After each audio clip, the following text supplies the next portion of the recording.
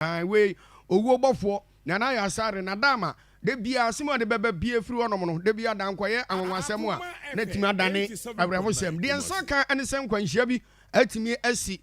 wo Cape Coast ne Kasoa kwantempon no so atase de ba ne sem fimfim antemu na kan yese abomode kura fa edom o mete kan ni mu a o mu firi gomu ante ase honom aba bi o kwan no so hwa ene yesi kwansin hwi ye boss yi bia de fence sprinter yi bi o lelele no o mu nya ntia so de a o mu tirim yi o mu da bebre tia so o mu nwene ho kra ade o mu wo so kwan da so ene o mu kose ya hwi na opani bi ono so wo twe articulator kai bi wono na ebo amane o se o gire pasa bra no ono kra se na ne ka no na sei ana na ote wono mo pese o siesie ne ka no wo kwan mu honom enti o se kwansin obehu an se ka bi na ebai ka bi na ebai nti wo yifa articulator kese ba ko bi ho sa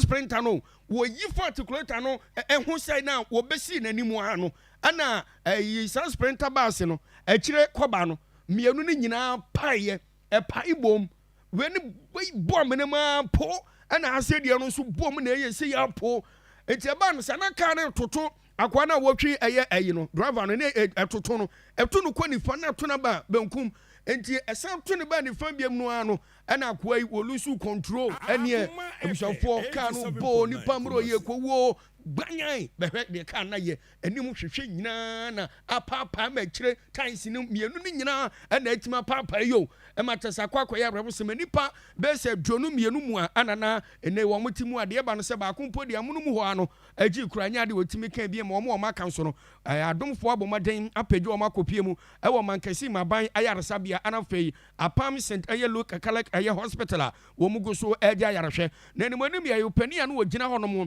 ni den ade David Osanyomo wono abomaden akirem de wo hu ye nam so man kwansha we e bae mita anya flata ena not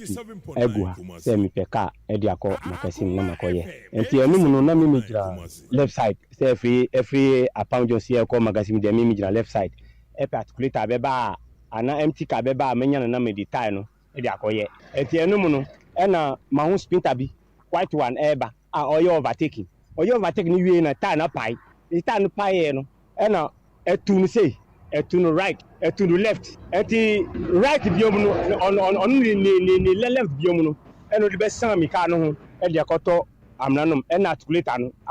o se ye no bati be gira machi articulator no be gira machi ena no so akoto left side o mi kwa ahaya no mi fa ra buzo enti ambulance no ba o machi e ba kwa ewu e yampa ni ba kwa ewu ni ta try abradina me you say try to the session na konse do oh so di oba say ba kuri say no da form honom na wo modi wura bi egunu so aba so far I was ma free mfimfim mantam ba eno no lelele fo no de sa unya tia so akwan no so da so taking rough so papa kura ni tinaye okoto no ba bi kura ne kan say ne tai na adwunti o twema ebi aba na wakọ akọpọmpe no kọba hono we ye ka na ni bisa na utim se nchen wono no na abrante na mu no eda hono mo am si ni nsa very bad very bad ye wie kasia no kura na de hye nyina ye mo ni mo sam sasa bre nkrata afiri soro ho aba se hye ntiade no won mo hwe